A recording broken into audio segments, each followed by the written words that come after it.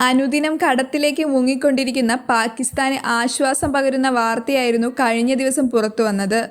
പാകിസ്ഥാന്റെ സമുദ്രാതിർത്തിയിൽ വൻതോതിൽ എണ്ണവാതക ശേഖരം കണ്ടെത്തിയെന്നാണ് വാർത്ത. ഈ കണ്ടെത്തൽ ലോകത്തിലെ തന്നെ 4ാമത്തെ വലിയ എണ്ണവാതക ശേഖരണമാണെന്ന സൂചനയായിട്ടാണ് പാക് മാധ്യമമായ ഡോൺ റിപ്പോർട്ട് ചെയ്യുന്നത്. പാകിസ്ഥാന്റെ സമുദ്രാതിർത്തിയിലാണ് പെട്രോളിയത്തിന്റെയും പ്രകൃതിവാതകത്തിന്റെയും വൻ നിക്ഷേപം കണ്ടെത്തിയിരിക്കുന്നത്. എണ്ണവാതക ശേഖരണത്തിന്റെ സാന്നിധ്യം പരിശോധിക്കാൻ ഒരു സൗഹൃദ രാജ്യവുമായി സഹകരിച്ച് 3 വർഷത്തെ സർവേ നടത്തിയതായി മുതിർന്ന സുരക്ഷാ ഉദ്യോഗസ്ഥനെ ഉദ്ധരിച്ച് ഡോൺ ന്യൂസ് റിപ്പോർട്ട് ചെയ്തിരുന്നുണ്ട്. ഭൂമിശാസ്ത്രപരമായ സർവേയിലൂടെ നിക്ഷേപങ്ങളുടെ സ്ഥാനം തിരിച്ചറിയാനായെന്നും കടലിൽ കണ്ടെത്തിയ വിഭവങ്ങളെക്കുറിച്ച് സർക്കാരിനെ അറിയിച്ചതായും പറയുന്നുണ്ട്. എന്നാൽ വാർത്ത പുറത്തു വന്നതോടെ വെറുതെ ഇരിക്കാൻ ചൈനയും തയ്യാറായിട്ടില്ല. മേഖലയിലേക്ക് ചൈനീസ് നാവിക സംഘം നീങ്ങുന്നതായും പ്രദേശത്തിന്റെ നിയന്ത്രണം ഏറ്റെടുക്കാനുള്ള നീക്കങ്ങൾ നടത്തുന്നതുമായും വാർത്തകൾ പുറത്തുവരുന്നുണ്ട്.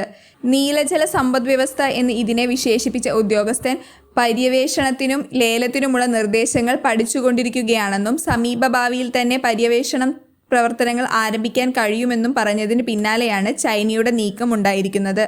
എങ്കിലും കിണർ കുഴിക്കുന്നതിനും എണ്ണ പുറത്തെടുക്കുന്നതിനുമുള്ള ശ്രമങ്ങൾക്ക് വർഷങ്ങളെടുക്കും. നീലജല സമ്പദ്വ്യവസ്ഥയ്ക്ക് എണ്ണവാതകം മാത്രമല്ല മറ്റ് കൂടുതൽ വിളവും നൽകാൻ കഴിയും. സമുദ്രത്തിൽ നിന്നും ഖനനം ചെയ്യാൻ കഴിയുന്ന വിലയേറിയ ഇതര ധാതുക്കളും മൂലകങ്ങളുമുണ്ട്. നിലവിൽ വെനീസ്വല 3.4 ബില്യൺ ബാരലുമായി എണ്ണ ശേഖരത്തിൽ മുൻപന്തിയിലാണ്.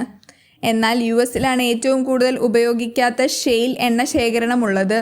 Saudi Arabia, Iran, Canada, Iraq എന്നിവിടങ്ങളിലാണ് ആദ്യ 5 സ്ഥാനങ്ങളിൽ ബാക്കിയുള്ളത്. രാജ്യം ശുഭാപ്തി വിശ്വാസത്തിലാണെങ്കിലും കരുതൽ ശേഖരം പ്രതീക്ഷിച്ചതുപോലെ കണ്ടെത്താനാവുമോ എന്ന് 100% ഉറപ്പില്ലെന്ന് ഡോൺ ടിവിയോട് സംസാരിക്കവേ മുൻ oil and gas regulatory authority അംഗം മുഹമ്മദ് ആരിഫ് പറഞ്ഞു. രാജ്യത്തിന്റെ ഊർജ്ജ ആവശ്യങ്ങൾ നിറവേറ്റാൻ ഈ കരുതൽ ശേഖരം മതിയോ എന്ന് ചോദിച്ചപ്പോൾ അത് ഖനന നിരക്കിനെയും ഉൽപാദനത്തിനെയും അളവിനെയും ആശ്രയിച്ചിരിക്കുമെന്നാണ് മറുപടി. ഇതൊരു ഗ്യാസ് റിസർവ് ആണെങ്കിൽ അതിന് LNG ഇറക്കുമതി പകരം വെക്കാൻ കഴിയും. ഇവ എണ്ണ ശേഖരണമാണെങ്കിൽ ഇറക്കുമതി ചെയ്യുന്ന എണ്ണയ്ക്ക് പകരം വെക്കാനാവും. എന്നിരുന്നാലും കൂടുതൽ ശേഖരണത്തിന്റെ സാധ്യതകൾ വിശകലനം ചെയ്യുകയും ഖനന പ്രക്രിയ ആരംഭിക്കുകയും ചെയ്യുന്നതുവരെ ഇത് ആഗ്രഹമാണെന്നും അദ്ദേഹം പ്രതികരിച്ചു.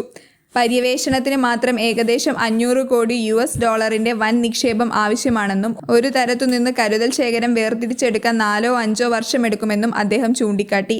കരുതൽ ശേഖരം കണ്ടെത്താനായാൽ കിണറുകൾക്കായി കൂടുതൽ നിക്ഷേപം ആവശ്യമായി വരുമെന്നും റിപ്പോർട്ടുകളുണ്ട്.